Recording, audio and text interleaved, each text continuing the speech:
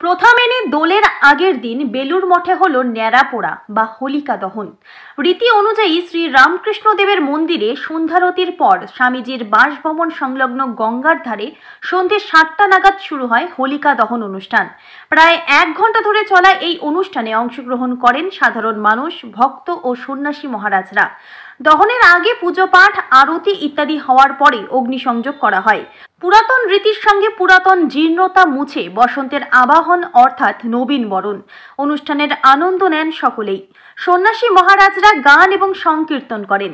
দূর দূরান্ত থেকে আগত ভক্ত এবং দর্শকরা উপভোগ করেন সমস্ত অনুষ্ঠান।